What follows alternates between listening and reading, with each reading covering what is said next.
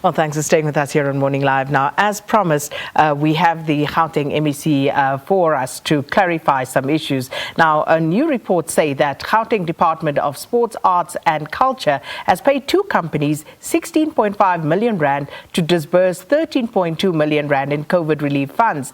The Democratic Alliance in Gauteng and the provincial legislature claimed that in a written reply to a question, the department's MEC Mbali Hlophe revealed that the two companies, Business Arts SA and Gauteng Sports Confederation, received 16.5 million rand to disburse the 13.2 million rand. So for clarity and to find out more about what's going on here, we speak now to the Gauteng Department Sport, Arts, Culture and Recreation MEC Mbali Hlophe. Ms. Hlophe, thanks for speaking to us. Morning and hello to your viewers. So, Ms. Hlophe, as you can imagine, this is quite a hair-raising headline. So, what actually happened here?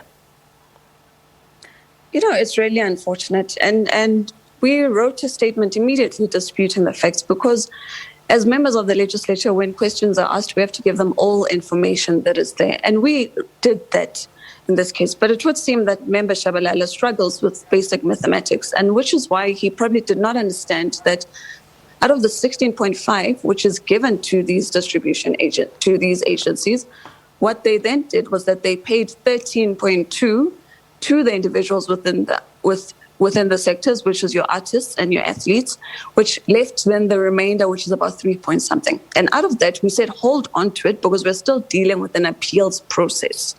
And that appeals is going to then indicate how much more they need to pay. And that's why the number then increased by an additional 799 individuals that needed to be paid, and those monies went towards that.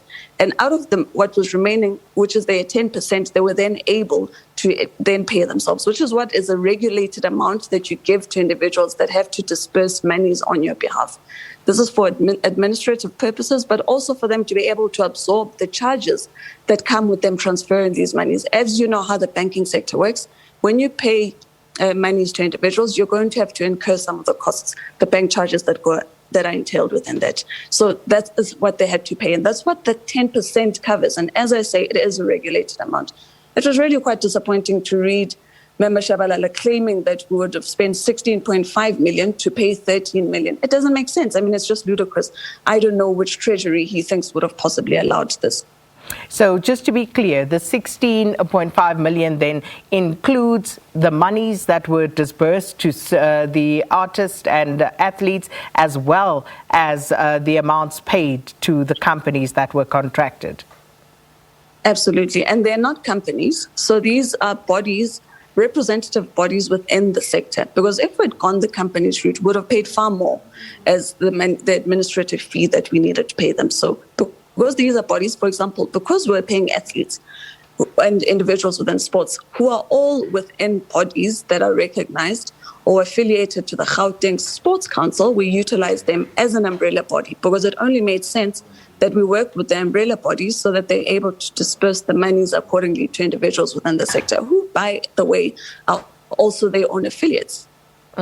So the question was then asked as to why you were incapable of distributing and disbursing those funds yourself. Was it absolutely necessary to have these bodies distribute the money? Why couldn't you disburse it as the department?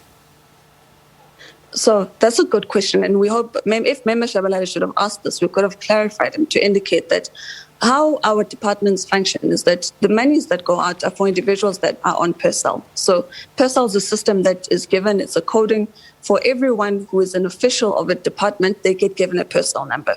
So those are the people that you pay out, and it's easy for the system to just pay out those amounts, which would be their salaries on a monthly basis. But because this is a relief, which was once off for individuals, we could not load 3,000 people within the government system and give them PERSAL numbers. Right? So we couldn't do that. And that is why sitting together with the Treasury, we were then able to utilize the bodies that are recognized by the department that work with government. And these are the ones that we give because we give them monies for various other sporting work that they need to do that is related to development and so forth. So it therefore only made sense that we utilize these bodies because, as I indicated, it's bodies that the department works with. So how many artists and athletes were assisted overall, and how many actually applied? The amount that we assisted was 3,000, which we ultimately spent. So even that 16.5 ended up growing to 17.9, which is the amount that went directly to the artists and the athletes. We had just close to 5,000 that applied, but a lot of them were not compliant. So with the first phase, we paid that 16.5, 13.2 of which went to artists. But because we had a second process where we're dealing with appeals, so for individuals that were missing information and so forth, those are the ones that went through the appeal process, because it was a requirement that we can't pass people through and give them monies until we're able to get all documentation. And this is a requirement that, working together with the Gauteng Audit Services, we put in place, because we need to be able to account. These are government funds. These are funds of the state. We must be able to account for every penny. So for those that had to go through the appeals process, ultimately 799 were the ones that were able to pass through and then get the funds accordingly, based on them submitting all documentation that was required. So as we speak right now, have all those who have been approved been paid? Absolutely. So all of them have been paid, and what we are now discussing, because of now the threat of the third wave and so forth, is what then becomes the next intervention. And we work directly with National Department, because you know that they've also now extended their relief fund. So when we had closed ours, we then usher them to the national process. But we are now discussing what becomes the provincial intervention that we ought to have, because artists and athletes are still in a dire situation. And just a final question, earlier on there were also some reports and some discontent around spending monies on virtual events by your department. And, Gauteng blows 2 million rand on virtual events as artists and athletes still wait for funding. As you say, you have now paid them. But nonetheless, there was some outcry about the money that is being spent on virtual events. How do you respond to that? So again, this is yet another misinformation that was led by Member Shabalala, who I am now going to be taking to the ethics committee, because he can't continue screwing such pile. By the way, so these virtual events, all you're doing is you're taking a physical event and making it virtual. Who are the people that are still going to perform? Because he seems to think that it would have been ourselves standing there and singing as government officials. It's not us. All we're doing is to take a physical event and make it virtual, which means you're still utilizing the same artists that we would have utilized. In fact, we also integrated athletes, because we then did some of the training online, working with the different sporting bodies and so forth. So that's really what the virtual events were. It was an initiative to ensure that, yes, the sector might be going through a lot of problems, there's COVID, etc., but we can still create jobs for them by simply taking them and making these events virtual. And then we plug into the different social media platforms that are there. We partner with various media entities for TV, etc. And that's what we did. So when he then wrote also that misinformation, as if it was ourselves who were going and singing and performing for people, it shows just the level of thinking that this member has. And that's why we felt that it was time that we just take him through the institutions that need to now ensure that they deal with them. As we round this up, that is outlined as in terms of the amount that was paid to artists, but also there's a claim that you paid nearly 1.5 million rand to service providers for services such as organizing artists to record the actual content for the Human Rights Day event, as an example. Is that correct? No. Again, anybody that we work with, we give them 10%.